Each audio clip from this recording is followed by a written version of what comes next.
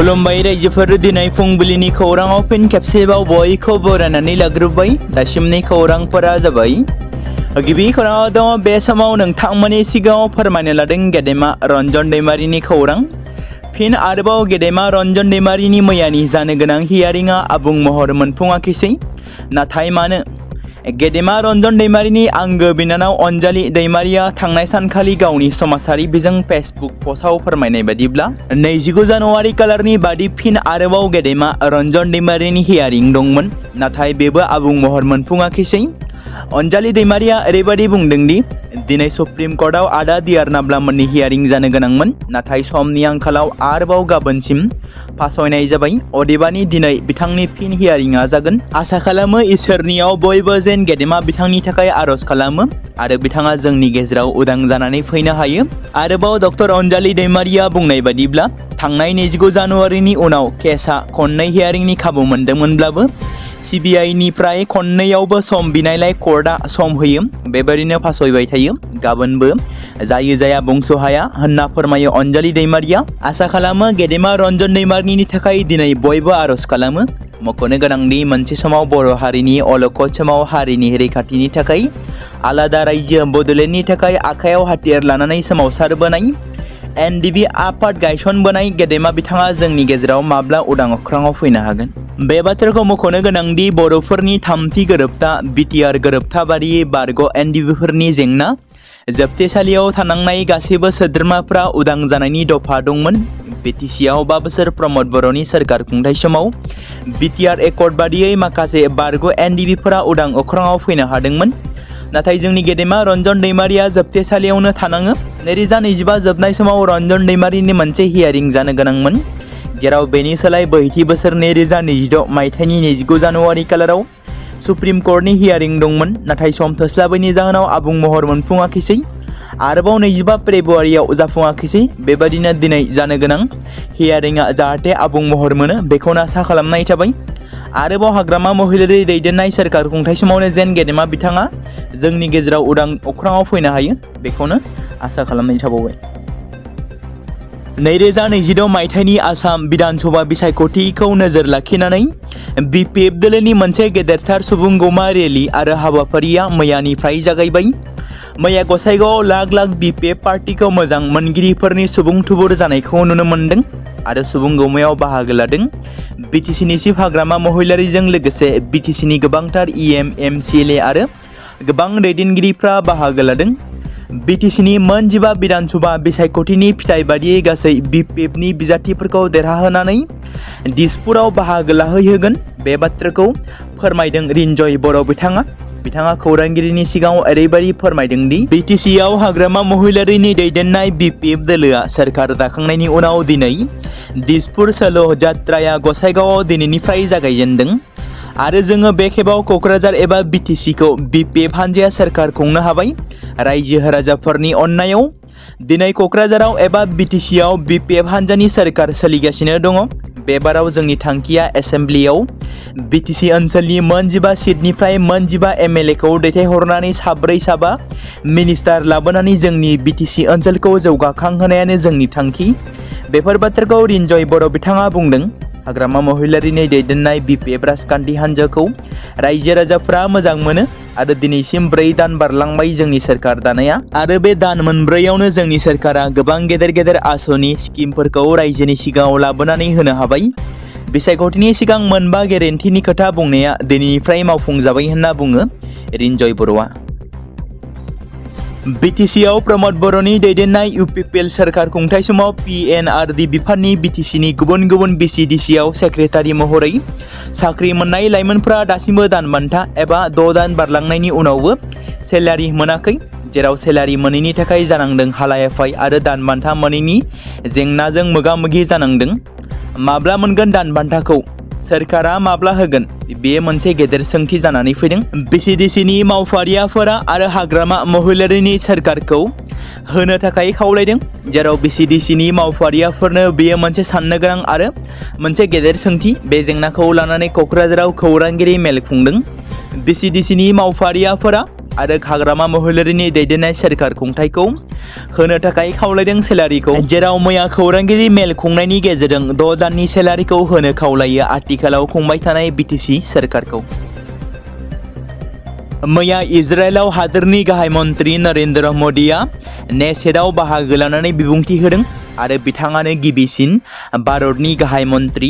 बुधबारखालि तेल अभिभआव सफैनाय लोगो लोगो गाहाय मन्त्रि नरेन्द्र मदिखौ इजराइलनि गाहाय मन्त्रि बेन्जामिन नेतन्याहु आरो बिथांनि बिसि साराया बिरखं गाथोनाव गोसो गोरबोजों बरायदोंमोन। बेनि उनाव बिथाङा नेतन्याहुखौ लोगो हमदोंमोन। बेनि उनाव नेसेटआव मोनसे बाहागो लादोंमोन। इजराइलनि पार्लियामेन्टखौ थांखिनानै गाहाय मन्त्रि नरेन्द्र मदिआ बुंदों दि बे मानगोनां आफादनि सिगाङाव गसंनाया आंनि थाखाय मोनसे खाफाल आरो सन्मान गोनां बाथ्रा। भारतनि गाहाय मन्त्रि महरै आरो मोनसे गोजाम सोदोमस्रिनि थान्दै महरै आं गुबुन मोनसे सोदोमस्रिखौ बेबायदि थांखिनानै बुंनो सानदों। आं आंनि लोगोआव 1.4 बिलियन भारतबासिफोरनि हामलायनाय आरो लोगोआरि सोमोन्दोजों लोगोसे मान आरो बाहागोदारिनि मोनसे खौरां लानानै फैदों। इजराइलाव सफैनायनि माखासे घन्टानि उनावनो इउएनआव मोनसे बिबुंथियाव गाहाय मन्त्रि नरेन्द्र मदिआ भारत हादोरा हामासनि गिख्रंथावै उदखारि गाग्लोबनायजों गावस्रानाय साफ्रोमबो जिउ खहा जानाय आरो बायफ्लेनाय साफ्रोमबो नखरनिसिम गोथौयै दुखु मोननाय फोरमायो। इजराइलनि जानानै इउएनआव गावनि गिबि बिबुंथियाव गाहाय मन्त्रि नरेन्द्र मदिआ बुंदों दि गाजा गोजोन हाबाफारिया बे ओनसोलाव मोनसे गोजोननि थासारि होननानै बिथाङा खोथा होयो आरो बिथाङा बुंबावो दि जों नोंथांमोननि दुखुखौ मोनदांदों आरो नोंथांमोननि दुखुखौ रानलायो। भारतआ दा इयुन समाव इजराइलजों लोगोसे गोख्रों आरो फोथायनानै गसंथादों। जायखिजाया बाहानाजों दाय गैयै नोगोरारिफोरखौ बुथारनाया जेबो जाहोन जानो हाया, उदखारिफोरखौ जेबो बिजिरनो हाया होनना गाहाय मन्त्रिया बुंदों। मिरु केबिनेटआ केरेलानि मुंखौ सोलायनानै केरेलाम खालामनो थांखि लानायखौ गनायथि होबाय। दानिफ्राय केरेलाखौ केरेलाम होननानै मिथिनाय जासिगोन। मंगलबारखालि मिरु केबिनेटआ केरेलानि मुंखौ सोलायनानै केरेलाम खालामनो गनायथि होयो। मिरु सोरखारनि मन्त्रि आश्विनी वैष्णवआ बुङो दि जेब्लानिफ्राय रावनि सायाव बिथा खालामनानै हादोरसाखौ दानाय जादों अब्लानिफ्रायनो केरेला मुंखौ केरेलाम महरै लाखिनो दाबि खालामबोगासिनो दं। केबिनेटआ बे दाबिखौ गनायथि होदों। बे बोसोरनि जोबनायाव जानो गोनां केरेला बिधानसभा बिसायख'थिनि सिगां बे थांखिखौ लानाय जादों।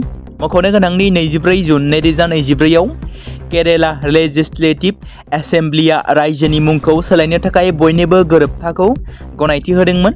बे थांखि बायदियै केरेलानि गोदान मुङा केरेलाम जागोन। केरेला बिधानसभानि बिसायख'थिनि भट होनायनि खालारखौ थाबैनो फोसावनाय जागोन। बेनि सिगां मिरु केबिनेटआ हादोरसानि मुंखौ सोलायनो थांखि लानाया गमामायैनो ओंथि गोनां। बे थांखिखौ केरेलानि गिबि मन्त्रिया फोसावबोदोंमोन। मैया रुंसारि गेदेमा तरेन बर'नि गोथार सारादु खुंफुंनाय जादों गुवाहाटी नोगोरमानि कारगुलि गेलेग्रा फोथाराव। बर' थुनलाइ आफादनि बारग' आफादगिरि गागि थुनलाइगिरि रुंसारि तरेन बर'नि मैया गोथार सारादुखौ मेहेरगोनाङै खुंफुंनाया जोबनानै थाङो आरो बिथां तरेन बर'नि सारादुआव गोबां गोजौ थाखोनि बिबानाव थानाय दैदेनगिरि राजखान्थिगिरिफ्रा बाहागो लानानै रुंसारि तरेन बर'खौ बिबारजों मान बावनानै खुलुमदों आरो बिथांनि जिउमाया जाहाथे सोरगोआव गोजोनै थाहैनो मोनो बेनि थाखाय आर'ज खालामदों। बर' थुनलाइ आफादनि बारग' आफादगिरि गागि थुनलाइगिरि रुंसारि तरेन बर'नि मैया गोथार सारादुआव तरेन बर'नि मुङै गोसोखां बिसम्बि बेखेवनानै होदोंमोन। आसाम आयेन आफादनि बुंथिगिरि बिश्वजित दैमारि बिथाङा मख'जाथावदि बर' थुनलाइ आफादनि बारग' आफादगिरि साहित्य एकाडेमि बड' एडभाइजारि बर्डनि लिंथुमगिरि गागि थुनलाइगिरि तरेन बर'आ बोहैथि दाननि 13 फेब्रुवारि खालाराव रुंसारि जानानै थांदोंमोन। बर' थुनलाइ आफादनि बारग' आफादगिरि तरेन बर' बिथाङा गुवाहाटीनि विनथ्रप देहा फाहामसालियाव फाहामथाय लाबाय थानाय समावनो हरखाबै जोंनि गेजेरनिफ्राय रुंसारि जानानै थांदोंमोन। मख'नो गोनांदि रुंसारि तरेन बर' बिथाङा थांना थानाय समाव थामहिनबा थांनाय गोलाव सम बर' थुनलाइ आफादजों बर' थुनलाइ जौगानायनि फारसे गोनांथार बिहोमा होलांबाय। बिथाङा सासे राफोद थुनलाइगिरिजों लोगोसे सासे गोजौ थाखोनि सावथुन महरगिरिबोमोन। बर' आरो असमिया सावथुन मुलुगाव फावगिरि महरै हारिमु जौगानायनि फारसे गोनांथार एबा गोबांथार बिहोमा होलांबाय। थांना थानाय समाव बिथां गेदेमाया बर' आरो असमियाजों लिरनाय गोबां थुनलाइबो सोरजिलांबाय। नाथाय बिथांनि हरखाबै रुंसारि जानानै थांनायाव बर' हारिनि थाखाय सुफुंख'हायै खहा जानानै थालांबाय। थारैनो फैबाय थानाय समाव गोदानै हारिखौ रैखाथि होनो हारिखौ अलखदाव थांनो नागिरोब्ला मदद होगिरि गोदान आफाद जोनोम जागोन नामा? गोबां समफोरावनो जोंनि बर' रायजो राजाफोराबो गोबां बाथ्राफोरखौ बुंबोबाय थादों, जेराव सावथाल आरो आदिबासिफोरनि गाग्लोबनाय समावबो बर'फोरनि थाखाय मोनसे समनि बायदि आलादा रायजो बड'लेण्ड सोरजिनायाव जाबादि हाथियार लानानै सोमावसारबोदोंमोन, हारिनि थाखाय दावहा नांबोदोंमोन, बेबादिनो फिन आरोबाव बर'नि थाखाय आलादायै हाथियार लाग्रा आफाद थानायमोनब्ला दिनैनि समावबो बेबादि गुबुनफोरा गाग्लोबनो थाखाय साहस मोननाय नङामोन। बे बाथ्राखौ एबा बे सोंथिखौ गोबां दैखांबोबाय थादों, जेराव आथिखालावबो जुदि गुबुनफोरनि बादि हाथियार लाग्रा आफाद थानायमोनब्ला जोंखौ रावबो हिंसायारि हारियारि गाग्लोबनो हानाय नङामोन, जोंखौ सुथुरा माब्लाबाबो गाग्लोबनो बोलो मोननाय नङामोन।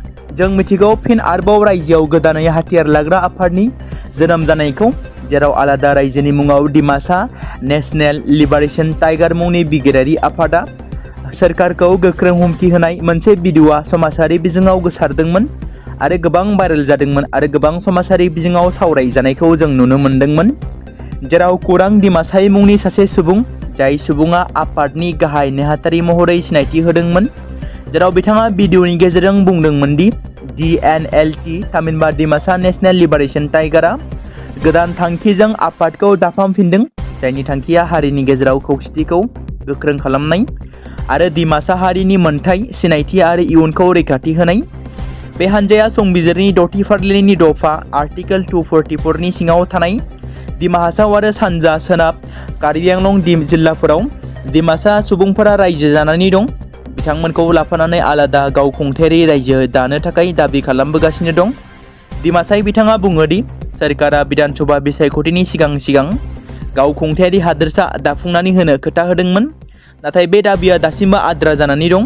बिथाङा ओनसोलनि सुबुंफोरखौ बे दाबिखौ हेफाजाब होनानै खौसे जानो खावलायदों आरो जोंनि दाबिया थार दाबि, जों जोंनि मोन्थाइखौ मोनागौमानि जिरायना थाया होनना गोख्रों रावजों बुंदोंमोन डिमासा हाथियार लाग्रा आफादा। उड़िसानि कटक सार्कलनि कनिनि बिफाननि लेङाइ सामलायगिरिया मोनसे गेदेर जेंनायाव गोग्लैदों। मख'नो गोनांदि लाइसेन्स गोनां खैला फालांगिरिनिफ्राय 30,000 रां घुस लानायनि दायाव देबब्रत महन्त मुंनि लेङाइ बिथोनगिरिखौ हमनाय जादों। मंगलबारनि मोनायाव भिजिलेन्सआ हमजानाय मावख'गिरिनि न'जों लोगोसे मोनथाम जायगाफोराव सिग्रोमो आरो सिग्रोमनाय समाव भिजिलेन्सआ मावख'गिरिनि न'निफ्राय खमैबो 4 कौटि रांनि बांसिन नोगोद रां जब्द खालामो। खौरांनि बादिब्ला कनिनि बिफाननि लेङाइ सामलायगिरि देबब्रत महन्त बिथाङा खैला खनिखौ मोजाङै सामलायनो गनायथि होनायनि बदलै घुस महरै बे रांखौ लादोंमोन। बे जाथायखौ लानानै भुबनेश्वर भिजिलेन्स पुलिस थानायाव केस रेजिस्टार खालामनाय जादों। बे जाथायनि सायाव पुलिसआ मावख'गिरिखौ सोंथि खालामगासिनो दं। भिजिलेन्सनिफ्राय मोननाय गोदान खौरां बादिब्ला बुधबारखालि भुबनेश्वरनि श्री बिहार नेचार एपार्टमेन्टनि 302 नं फ्लेटआव थानाय देबब्रत महन्तनि न'निफ्राय 4 कौटि रांनि बांसिन नोगोद रां जब्द खालामनाय जादोंमोन, जेराव बे रांखौ ट्रली आरो आलमारिफोराव दोनखोमानानै दोनदोंमोन। बेजों लोगोसे भिजिलेन्स हान्जाया महन्तनि मावख'निफ्राय 1.2 लाख रांबो जब्द खालामनो हादों। बेजों लोगोसे कटक मावख'नि साखाथियाव थानाय भद्रकआव बिथांनि बिमा बिफानि न'आवबो नायबिजिरनाय सोलिबाय थादों। बेनि अनगायैबो भिजिलेन्सआ सुना लंकानि साखाथियाव थानाय गामिनि गंसे 130 मिटारनि 2 थाला न' आरो भुबनेश्वरनि हाजोनि साखाथियाव थानाय 2400 बर्ग फुटनि 2 थाला न'आव सिग्रोमनाय जादों। भुबनेश्वर भिजिलेन्स पुलिस थानायाव 1/2026 नि केस रेजिस्टार खालामनाय जादों आरो पुलिसआ नायबिजिरनायखौ जागायदों।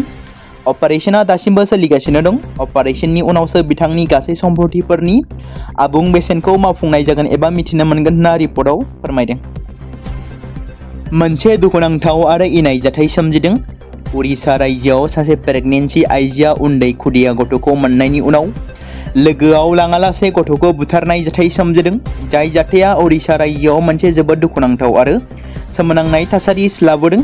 जाथायनि बागै पुलिस बिफाना खौरां मोननाय लोगो लोगो उड़िसा रायजोनि मोनसे फ्लेटनिफ्राय सुमन गी मुंनि सासे आइजोखौ एरेस्ट खालामनानै जाथायनि सायाव गुवारै नायबिजिरनायखौ जागायो आरो बेनि सायाव नायबिजिरबावनो थाखाय थानासिम लानानै थांनानै बेनि सायाव गोख्रोङै दासान्दि सोंनाय फिन्नाय खालामगासिनो दं होनना रिपर्टआव फोरमायदों। दिनै हादोरनि गाहाय मन्त्रि नरेन्द्र मोदीआ इजराइल थांनो थांखि लादों। इजराइलनि गाहाय मन्त्रि बेन्जामिन नेतन्याहुनि हांख्रायहरनायाव गाहाय मन्त्रिया इजराइलाव दावबायगोन। बे दावबायनाय समाव गाहाय मन्त्रिया इजराइलनि पार्लियामेन्टआव थांखिनानै बिबुंथि लाखिनो गोहो मोनगोन। बिथाङा बे पार्लियामेन्टआव बिबुंथि होनो हानाय गिबिसिन भारतनि गाहाय मन्त्रि महरै जारिमिन सोरजिगोन। बे हाबाफारिखौ मोननै हादोरनि गेजेराव गोख्रों सुबुंदारारि सोमोन्दोनि नेरसोन महरै नायनाय जागोन। बेजों लोगोसे गाहाय मन्त्रिया इजराइलाव थानाय भारतारि सुबुंजों लोगो हमगोन आरो बिथाङा बुङो दि भारत इजराइल लोगोखौ गोख्रों खालामनायाव भारतनि गुबुन हादोरनिफ्राय फैनाय सुबुंफोरा गोबाव समनिफ्रायनो गोनांथार बिफाव लाबोगासिनो दं होनना बिथाङा बुङो। जाय गामिया जौगानायनि सोरां नुवाखै, उदांस्रिनि उननिफ्रायनो बे गामिया मोब्लिबनि सोरांखौ नुनो मोनाखै। मोब्लिब गैयिनि थाखाय गामिनि सुबुंफोरा आखायाव प्लेकार्ड लानानै गामिनि लामाफोराव ओंखारबोदों आरो स्ल'गान होदों। मोब्लिब होआब्ला भट मोना। गामिनि सुबुंफोरनि गेजेराव मोनसेल' स्ल'गान, मोब्लिब गैयाब्ला भट गैया। बिसायख'थिनि सिगां मोब्लिबखौ जगायनानै होनो आरो होआब्ला जों भटखौ होआ। बे स्ल'गानजों गामिनि हौवा हिन्जावफोरा सोमावसारनाय हाबाफारियाव बाहागो लागोदों। मख'जाथावदि आसाम बेंगल सिमायाव थानाय क'क्राझार जिल्लानि 3 नं बियाबनि गुरुमराजार गामिनि सुबुंफोरा रागा जोंदों। बे समाव जेब्ला मिरु सोरखारा भारतनि मोनफ्रोमबो गामियानो मोब्लिब गोहो मोनबाय होननानै जौगानायनि बाथ्रा बुंबोबाय दं, बे समावनो गुरुमराजार गामिया मोब्लिब गोहो गैयिनि थाखाय हालाय-हाफाय। गोरिब गामियारिफोरनि सुबुंफोरा दासिमबो लेम्प आरो केरासिनजों फरायनो गोनां जादों आरो सानफ्रोमबोनि जिउआव जेंना लाबोदों। माखासे सुबुंफोरा उदाङै सलार गोहो गायसनदों, नाथाय गसाइगाव मोब्लिब बेंखननि सिङाव थानाय 2 नं गुरुमाजार गामियाव बिसायख'थिनि सिगां मोब्लिबनि फोनांजाबनायनि बाथ्रा बुंसेयावबो सोरखार आरो बिफानारि बिबानगिरिफ्रा माब्ला मा राहा लागोन बेखौ उननि समासो फोरमायसिगोन।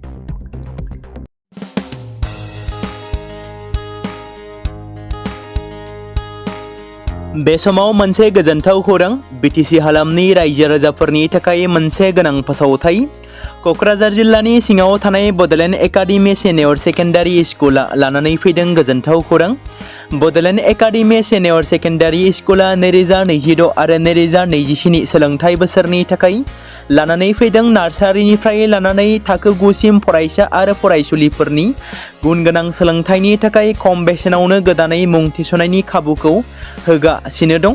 मख'जाथावदि क'क्राझार जिल्लानि हल्टुगाव आउटपस्टआव थानाय क'क्राझार तिनिआलिनि बड'लेण्ड एकाडेमि सिनियर सेकेन्डारि स्कुला गुनगोनां सोलोंथाइ होनायजों लोगोसे थाखो 9 नि थाखाय इलेक्टिभ साबजेक्ट महरै मेथामेटिक्स, जिअ'ग्राफि, हिन्दी, हिस्टरि बायदि आयदाखौ लानो हागोन। मोजां सोलोंथाइ लानायनि अनगायैबो बड'लेण्ड एकाडेमि सिनियर सेकेन्डारि स्कुलाव उफ्रा सोलोंथाइ हिसाबै environment field study, English speaking course बायदिखौ लाफानानै सोलोंथाइ लानो हागोन।